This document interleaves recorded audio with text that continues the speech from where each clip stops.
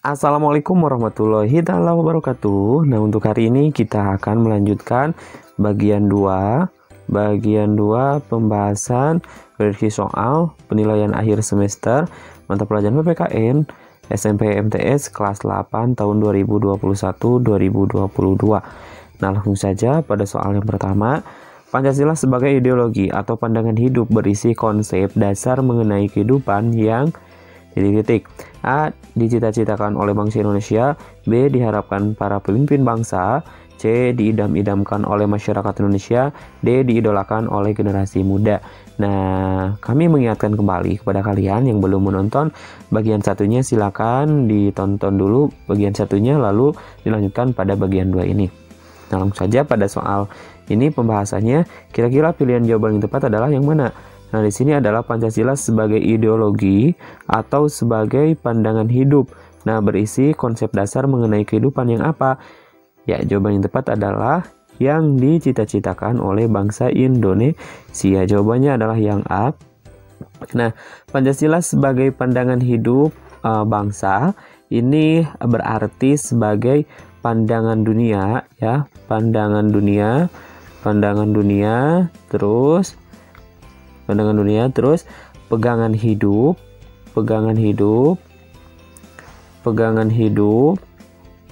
lalu selain pegangan hidup sebagai pedoman hidup, tentunya pedoman, ya, sebagai pedoman, lalu sebagai petunjuk. Nah, jadi Pancasila ini harus digunakan sebagai petunjuk arah, ya, dalam menjalankan seluruh kegiatan atau aktivitas dalam kehidupan sehari-hari. Nah, ini petunjuk atau pedoman sebagai pandangan dunia atau pegangan hidup. Nah, kita lanjutkan pada soal berikutnya, nomor 2. Pancasila sebagai nilai luhur bangsa Indonesia artinya merupakan titik-titik. A. Jiwa bangsa Indonesia. B. Cita-cita moral bangsa Indonesia. C. Sumber nilai bagi bangsa Indonesia. D. Ciri khas kehidupan bangsa Indonesia. Nah, jawaban yang tepat adalah yang mana? Nah, di sini kan yang ditanyakan adalah Pancasila sebagai nilai luhur bangsa Indonesia. Pancasila sebagai nilai luhur bangsa Indonesia artinya merupakan, ya, bahwasannya nilai luhur bangsa Indonesia ini, Pancasila sebagai nilai perjanjian luhur atau nilai luhur bangsa Indonesia ini karena digali dari apa? Dari nilai apa? Dari nilai sosial budaya, ya, sosial budaya bangsa Indonesia, ya. Bangsa Indonesia itu sendiri. Bangsa Indonesia itu sendiri. Dan telah disepakati tentunya, ya. Dan telah disepakati oleh seluruh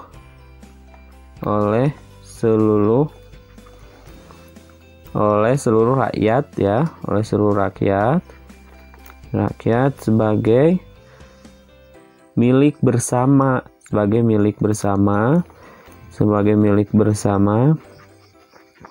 yang harus diamalkan atau dilestarikan, diaplikasikan, ya, diamalkan atau dilestarikan. Nah, kira-kira pilihan jawaban yang tepat adalah yang mana? Nah, di sini kan Pancasila sebagai nilai luhur bangsa Indonesia ini karena digali, ya, digali dari apa? Digali dari sosial budaya, ya, bangsa Indonesia itu sendiri, dan telah disepakati oleh seluruh rakyat Indonesia sebagai apa? Sebagai milik bersama yang harus diamalkan tentunya dalam kehidupan sehari-hari atau harus dilestarikan. Jadi jawaban yang tepat adalah yaitu sebagai apa? Sebagai cita-cita moral bangsa Indonesia. Jadi jawaban yang tepat adalah yang B, ya, cita-cita moral bangsa Indonesia. Baik, kita lanjutkan pada soal nomor 3. Pancasila sebagai pedoman, ya, Pancasila sebagai pedoman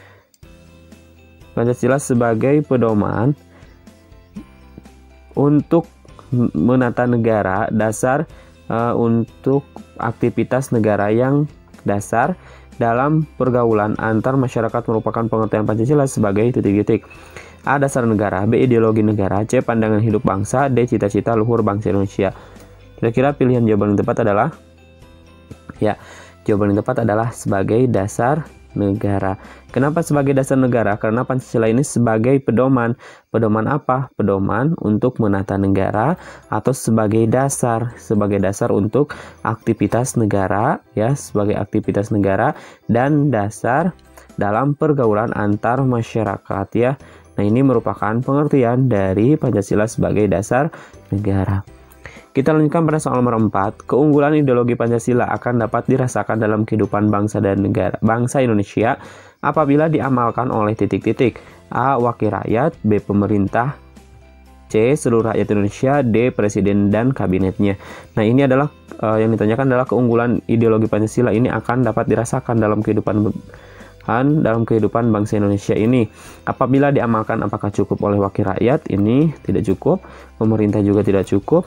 Seluruh rakyat Indonesia, oke, simpan dulu. Presiden dan kabinetnya tidak cukup. Nah, ini jadi jawaban yang tepat adalah yang C. Jadi keunggulan ideologi Pancasila ini harus dirasakan, ya, atau harus diamalkan, ya, atau direalisasikan dalam kehidupan sehari-hari tentunya, yaitu oleh siapa? Oleh kita, seluruh rakyat Indonesia, baik wakil rakyat, pemerintah, presiden dan kabinetnya, dan yang lain-lain. Artinya harus seluruh rakyat Indonesia. Kita lanjutkan pada soal nomor berikutnya. Ya, soal berikutnya nomor 5. Pancasila merupakan ideologi terbuka, yakni ideologi yang penerapannya nilai-nilainya mampu mengikuti perkembangan zaman, bersifat dinamis dan aktual sehingga mampu mewarnai proses perkembangan masyarakatnya. Oleh sebab itu, para peserta didik sebagai generasi penerus perjuangan bangsa harus memiliki semangat dan tekad yang kuat untuk terus menerapkan nilai-nilai Pancasila dalam kehidupan sehari-hari. Contoh penerapan nilai-nilai Pancasila yang sesuai dengan dinamika perkembangan zaman yaitu titik-titik. A. Pelaksanaan asesmen nasional berbasis komputer (ANBK). B. Siska membawakan tarian Jawa klasik dengan gemulai. C. Warga desa guyub rukun mendirikan koperasi simpan pinjam. D. Kepala desa mengajak warganya bekerja bakti membersihkan lingkungan. Nah, ini adalah yang ditanyakan contoh penerapan nilai-nilai Pancasila. Nilai-nilai Pancasila yang sesuai dengan dinamika perkembangan zaman. Nah, ini nilai-nilai Pancasila ini bisa dilihat di dalam butir-butir Pancasila, yaitu ada 45 butir, ya, 45 butir gabungan dari sila 1 sampai dengan sila ke-5. Ini ada 45 butir. Jadi kira-kira pilihan jawaban yang tepat adalah, nah, menurut kami jawaban yang tepat adalah, ya, jawaban yang tepat adalah yang D. Ya, karena di sini kenapa yang D tidak yang A atau B atau C? Karena yang di D ini ada nilai-nilai Pancasila. Apa nilai-nilai Pancasila? Yaitu bekerja bakti atau gotong royong. Gotong royong. Nah, sikap kerja bakti atau gotong royong ini ada di dalam 45 butir Pancasila, ya. Nah, jadi contoh penerapan nilai-nilai Pancasila yang sesuai dengan dinamika perkembangan zaman adalah yang D, yaitu kepala desa mengajak warganya bekerja bakti atau gotong royong. Untuk apa? Yaitu untuk membersihkan lingkungan. Kita lanjutkan pada soal nomor 6. Contoh upaya dalam menerapkan nilai kepribadian bangsa Indonesia berdasarkan nilai-nilai Pancasila adalah titik-titik. A. Melaksanakan kerjasama yang menghasilkan jasa. B. Melestarikan nilai-nilai kegotong royongan. C. Memupuk diri dengan akhlak mulia. D. Suka membantu teman-teman dalam kesulitan. Nah, ini adalah contoh upaya. Berarti upaya, ya. Upaya untuk apa? Yaitu upaya untuk menerapkan kepribadian bangsa Indonesia berdasarkan nilai-nilai. Kira-kira pilihan jawaban tepat adalah, ya, contoh upayanya adalah dengan melestarikan nilai-nilai gotong royongan. Jawaban tepat adalah yang B, ya. Jadi salah satu upaya dalam menerapkan kepribadian bangsa Indonesia ini adalah melestarikan, ya, atau mengaplikasikan atau menerapkan junjung tinggi nilai-nilai ini, nilai-nilai kegotong royongan salah satunya ya. Karena nilai-nilai Pancasila ini banyak, salah satunya adalah nilai gotong royong. Kita lanjutkan pada soal nomor 7. Sikap dan perilaku gotong royong harus dipertahankan dan dilestarikan karena merupakan titik-titik A. Ciri khas dan kepribadian bangsa Indonesia. B. Modal utama dalam kehidupan berbangsa. C. Kebiasaan nenek moyang kita. D. Sumber aspirasi dalam kehidupan bermasyarakat. Nah, di sini adalah sikap dan perilaku gotong royong. Sikap dan perilaku gotong royong ini harus dipertahankan. Karena kenapa? Pertahankan dan dilestarikan karena merupakan ciri khas dan kepribadian bangsa Indonesia. Nah, jadi sekali lagi sikap gotong royong ini merupakan salah satu ciri ya, ciri dan kepribadian bangsa Indonesia, sikap gotong royong itu. Oke, kita lanjutkan pada soal berikutnya, nomor 8. Pembukaan Undang-Undang Dasar Negara Republik Indonesia tahun 1945 tidak mengalami amandemen. Nah, jadi sekali lagi di sini bahwasanya pembukaan Undang-Undang Dasar Negara Republik Indonesia tahun 1945 ini tidak mengalami, sama sekali tidak mengalami amandemen atau tidak mengalami perubahan. Karena kenapa? A. Tidak ada waktu bagi MPR untuk mengubahnya. B. Isi pembukaan sangat sulit diubah. C. Pembukaan berisi pasal-pasal Undang-Undang Dasar Negara Republik Indonesia tahun 1945. D. Mengubah pembukaan sama saja dengan membubarkan negara Indonesia. Oke, tidak ada waktu bagi MPR untuk mengubahnya, ini kurang tepat ya. Jadi yang B, isi pembukaan sangat sulit diubah. Oke, isi pembukaan sangat sulit diubah. Oke, kurang tepat, ini tidak mungkin ya, tidak memungkinkan. Yang C, pembukaan berisi pasal-pasal Undang-Undang Dasar Negara. Oke, ini bukan pembukaan, ini bukan berisi pasal-pasal ya. Kalau pasal-pasal ini di dalam isi dari pada undang-undang ini. Mengubah pembukaan sama saja dengan membubarkan. Nah, jadi alasannya yaitu karena apabila ada yang merubah dari pembukaan Undang-Undang Dasar, maka sama saja dengan membubarkan negara Indonesia. Kita lanjutkan pada soal berikutnya, nomor 9. Pembukaan Undang-Undang Dasar Negara Republik Indonesia tahun 1945 tidak dapat diubah secara material karena A. Pembukaan merupakan jiwa proklamasi 17 Agustus 1945. B. Pembukaan merupakan pintu menuju kemerdekaan. C. Pembukaan merupakan hasil pemikiran para tokoh besar. D. Pembukaan merupakan hasil diskusi yang melelahkan. Oke, pembukaan merupakan hasil diskusi yang melelahkan. Memang lelah itu ya, bukan hanya tenaga pikiran pun. Mereka untuk merumuskan sebuah undang-undang ini butuh perjuangan ya. Nah, di sini karena merupakan hasil diskusi yang melelahkan, di sini yang melelahkan ini tanda tanya, apa yang melelahkan di sini, apakah mencakup secara umum atau hanya melelahkan misalkan hanya tenaga saja atau misalkan tidak dengan pikirannya. Oke, berarti yang D simpan dulu. Yang C, pembukaan merupakan hasil pemikiran para tokoh besar. Oke, para tokoh besar pembukaan. Oke, simpan dulu, merupakan hasil para tokoh besar. Yang B, pembukaan merupakan pintu menuju kemerdekaan. Pembukaan merupakan pintu. Oke, kurang tepat ya. Pembukaan merupakan jiwa proklamasi. Nah, berarti di antara jawaban yang A, B, C, D yang paling tepat adalah pembukaan merupakan jiwa dari apa? Jiwa dari proklamasi 17 Agustus 1945.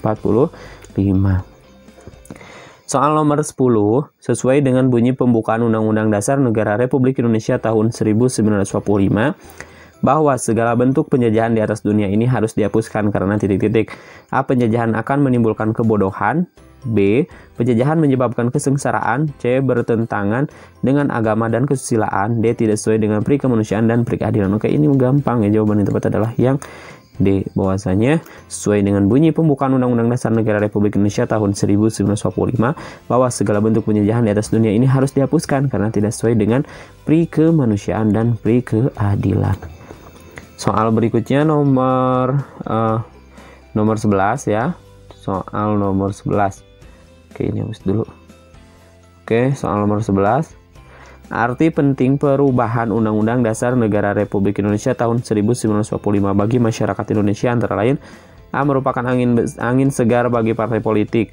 B. Menjamin kebebasan dalam segala bidang kehidupan. C. Menghidupkan perkembangan politik ke arah keterbukaan. D. Mendorong kreativitas daerah untuk menyusun undang-undang dasar sendiri. Nah, ini kira-kira menurut kalian jawaban yang paling tepat adalah yang mana? Nah, di sini adalah arti penting. Arti penting apa? Arti penting perubahan Undang-Undang Dasar Negara Republik Indonesia bagi masyarakat Indonesia antara lain apa? Nah, kalau merupakan angin segar bagi partai politik. Angin segar bagi partai politik ya. Untuk apa? Untuk berkuasa atau untuk apa? Ini kurang tepat. Menjamin kebebasan dalam segala bidang kehidupan. Oke, simpan dulu. Bidang kehidupan berarti berbagai bidang ya. Nah, yang C, menghidupkan perkembangan politik ke arah keterbukaan. Oke, kurang tepat. Yang D, mendorong kreativitas daerah untuk menyusun undang-undang sendiri. Ini bukan tentang apa? Soalnya bukan tentang otonomi daerah. Berarti yang D ini adalah kurang tepat. Jawaban tepat adalah yang B, itu menjamin kebebasan dalam segala bidang kehidupan ya. Jadi bebas di sini bukan berarti bebas sebebasnya, tapi sesuai dengan aturan-aturan tertentu itu ya. Aturan tertentu, tidak melanggar aturan ya. Bebas di sini misalkan bebas untuk dalam bidang pendidikan, terus dalam bidang ekonomi itu ya, dan yang lain-lain. Kita lanjutkan pada soal nomor 12. Berikut ini yang bukan termasuk kesatuan antara Proklamasi Kemerdekaan Indonesia dengan pembukaan Undang-Undang Dasar Negara Republik Indonesia tahun 1945 adalah titik-titik. A. Proklamasi Kemerdekaan merupakan pemberian pemerintahan Jepang. B. Undang-Undang Dasar Negara Republik Indonesia tahun 1945 merupakan tindak lanjut Proklamasi Kemerdekaan. C. Proklamasi kemerdekaan tersebut dalam alinea ketiga. D. Pembukaan Undang-Undang Dasar Negara Republik Indonesia tahun 1945 merupakan pernyataan kemerdekaan. Oke, yang ditanyakan dalam soal nomor 12 ini adalah berikut ini yang bukan. Nah, bukan ini harus dilingkari, termasuk kesatuan antara apa? Yaitu antara proklamasi kemerdekaan dengan pembukaan ya. Jawaban yang tepat adalah iya, sudah kelihatan jawabannya adalah yang A, yaitu bahwa proklamasi kemerdekaan merupakan pemberian pemerintahan Jepang. Oke, jadi harus perlu ditekankan bahwasanya proklamasi kemerdekaan kita ini bukan merupakan pemerintahan dari Jepang. Ini jadi jawabannya kurang tepat. Kalau di sini opsinya adalah bahwasanya proklamasi kemerdekaan ini merupakan pemberian dari Jepang. Oke, itu yang bukannya ya. Next, kita lanjutkan pada soal nomor 13. Undang-Undang Dasar Negara Republik Indonesia tahun 1945 bersifat singkat. Artinya titik-titik A sudah sangat rinci, B hanya untuk kalangan terbatas, C hanya mengatur sebagian kecil tata kenegaraan di Indonesia, D hanya mengatur hal-hal pokok sehingga perlu dijabarkan dalam peraturan perundang-undangan di bawahnya. Nah, di sini Undang-Undang Dasar ini bersifat singkat. Singkat ini artinya apa? Ya, jawaban yang tepat adalah sudah sangat rinci, kurang tepat, hanya untuk kalangan terbatas. Oke, bukan hanya untuk kalangan terbatas, berarti kalau hanya di sini hanya untuk seseorang atau sekelompok orang itu ya. Nah, berarti kurang tepat yang D. Oke, ini mengatur sebagian kecil tata kenegaraan Indonesia. Oke, kurang tepat, berarti jawaban yang tepat adalah hanya mengatur hal-hal pokok sehingga perlu dijabarkan lagi dalam peraturan-peraturan di bawahnya. Peraturan-peraturan di bawahnya misalkan apa? TAP MPR ya. TAP MPR, terus ada apa lagi? Misalkan Perpu ya, dan lain-lain. Kita lanjutkan pada soal berikutnya nomor 14. Ketetapan MPR yang mengatur tentang tata urutan peraturan perundang-undangan Indonesia adalah A. TAP MPR nomor 3 /MPR /1978. B. TAP MPR nomor 2 /MPR /1978. C. TAP MPR nomor 2 /MPR /2000. D. TAP MPR nomor 3 /MPR 2000. Nah, jawaban yang tepat adalah yang yang D, bahwasanya ketetapan MPR yang mengatur tentang tata urutan peraturan perundang-undang ini adalah nomor 3 MPR tahun 2000. Nah, jadi maksudnya bahwasanya mengenai tata urutan peraturan perundang-undangan ini diatur dalam Undang-Undang Nomor 10 Tahun 2004 ya, dan sekaligus merupakan koreksi terhadap pengaturan peraturan perundang-undangan yang selama ini berlaku. Nah, jadi isi dari TAP MPR nomor 3 ya, nomor 3 /MPR 2000 ini susunan atau tata urutan peraturan perundang-undangan ini yang pertama apa? Yang pertama adalah Undang-Undang Dasar Negara Republik Indonesia tahun 1945. Yang kedua apa? Yang kedua adalah TAP MPR. Yang ketiga adalah undang-undang. Yang keempat adalah Perpu. Yang kelima adalah peraturan pemerintah. Peraturan pemerintah. Yang keenam adalah Kepres, keputusan presiden. Kepres. Yang ketujuh adalah Perda. Nah, ini adalah beberapa tata urutan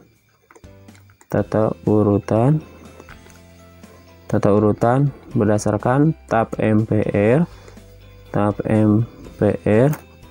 nomor 3 /MPR tahun 2000.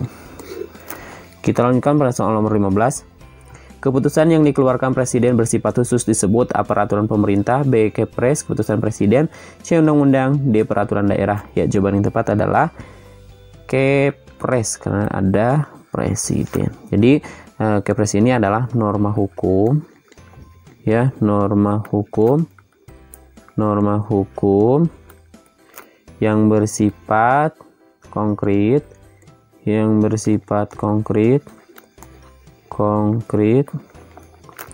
individual dan kali selesai.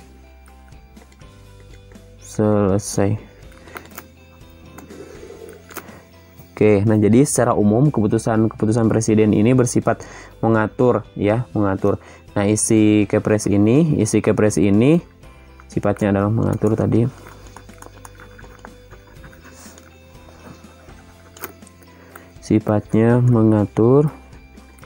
Lalu isi dari Kepres ini berlaku untuk semua orang ya atau pihak tertentu, berlaku untuk semua orang.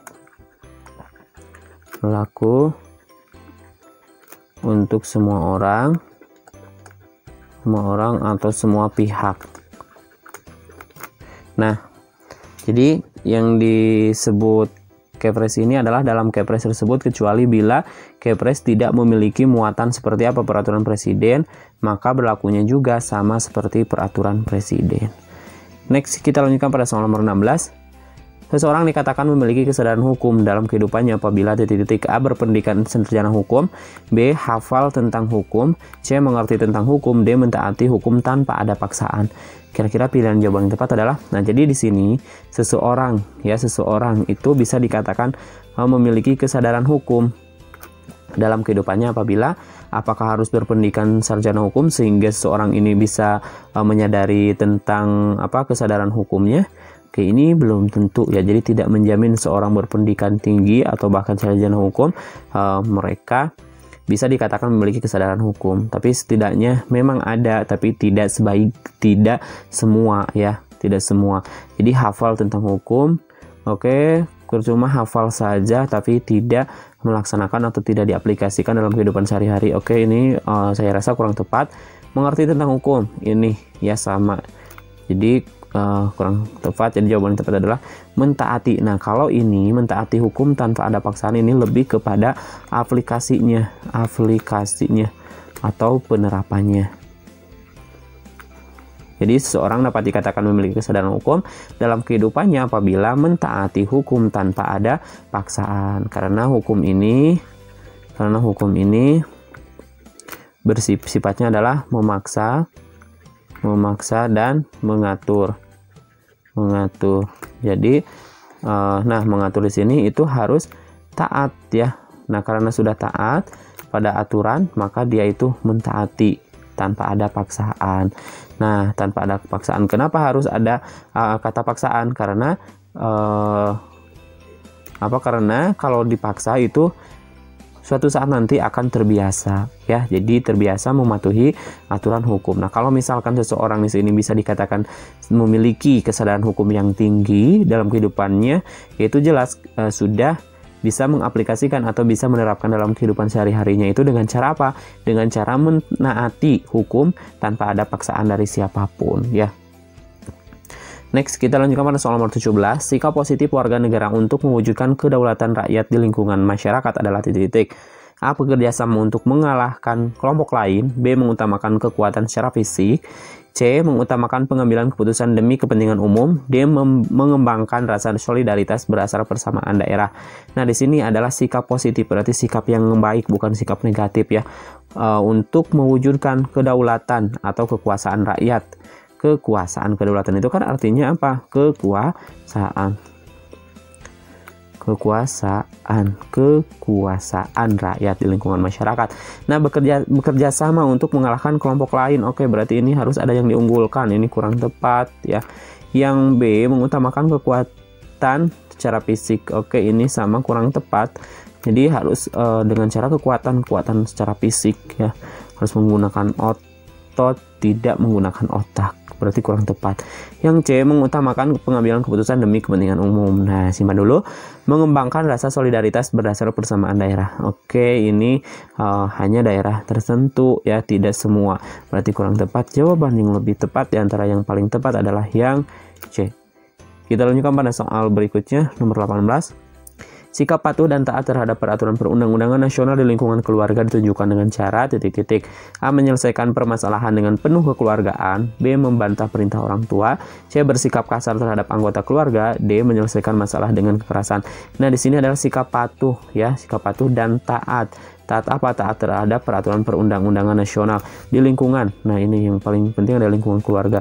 Jadi jawaban yang tepat adalah yang simpan dulu, yang C ini sangat tidak tepat, ini tidak tepat, ini tidak tepat. Berarti jawaban yang paling tepat adalah yang A. Jawaban yang paling tepat di antara yang tepat adalah yang A, menyelesaikan permasalahan dengan penuh kekeluargaan.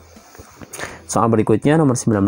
Berikut ini yang bukan merupakan sikap menaati peraturan perundang-undangan di lingkungan masyarakat adalah titik-titik. A. Taat pada norma yang berlaku. B. Mengikuti kegiatan gotong royong. C. Menjaga keamanan lingkungan. D. Selalu membuang sampah sembarangan. Nah, ini adalah yang bukan merupakan sikap mentaati ya peraturan perundangan dalam lingkungan apa? Lingkungan masyarakat.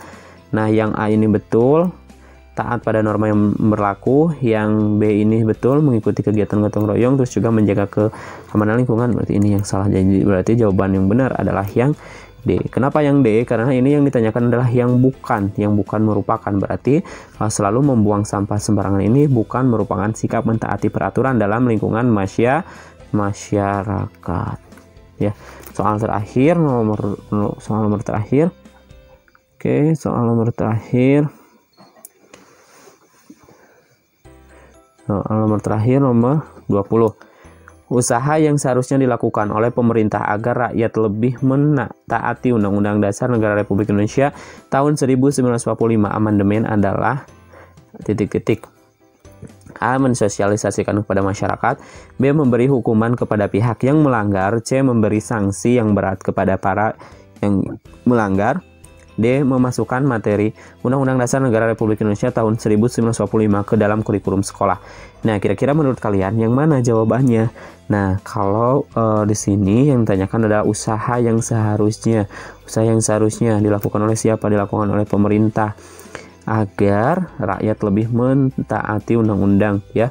Mentaati undang-undang, amandemen adalah A. Mensosialisasikan kepada masyarakat. Oke, ini seharusnya harus ada sosialisasi kepada masyarakat ya, baik dari kalangan usia, bukan hanya dari usia anak-anak, melainkan yang remaja atau bahkan yang orang tua pun perlu diadakannya sosialisasi. Terus juga kesimpan dulu yang D. Memberi hukuman kepada pihak yang melanggar. Oke, memberi hukuman. Nah, ini memberi hukuman atau ganjaran kepada orang-orang yang melanggar. Ini betul ya, betul artinya memberi hukuman, harus dikasih hukuman bagi orang-orang yang melanggar aturan. Oke, simpan dulu. Yang C. Memberi sanksi yang berat kepada para yang melanggar. Oke, memberi sanksi Yang D, memasukkan materi Undang-Undang Dasar Negara Republik Indonesia tahun 1945 ke dalam kurikulum sekolah dasar. Nah, jadi jawaban yang tepat ini sebetulnya membingungkan antara A, B, C, D ini. Nah, kira-kira jawaban yang paling tepat adalah usaha yang seharusnya yang dilakukan oleh pemerintah ini adalah dengan cara mensosialisasikan kepada masyarakat ya. Mensosialisasikan kepada masyarakat di sini artinya apa? Itu harus disosialisasikan kepada setiap kalangan usia ya, kalangan usia. Karena sosialisasi ini atau perkenalan ini sangat penting ya dilakukan oleh pemerintah. Supaya apa? Supaya rakyat ini lebih mentaati undang-undang. Apalagi kan sekarang proses mensosialisasikan sebuah peraturan atau misalkan sebuah keputusan dari pemerintah atau keputusan bersama ini kan bisa lewat sosialisasinya lewat online ya sekarang. Online ataupun bisa secara tatap muka langsung. Nah, tapi lebih baik dengan tatap muka secara langsung. Nah, kenapa tidak jawabannya tidak yang D? Karena yang D ini memasukkan materi Undang-Undang Dasar Negara Republik Indonesia ini bukan hanya di sekolah dasar saja ya.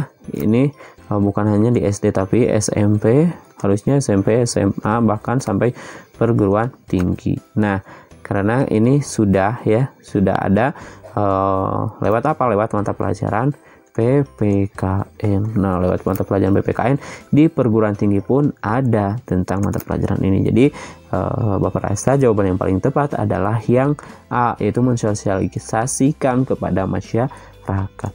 Sekian kami akhiri, semoga bermanfaat. Sampai jumpa di video pembelajaran atau di video pembahasan selanjutnya. Kami akhiri, assalamualaikum warahmatullahi wabarakatuh.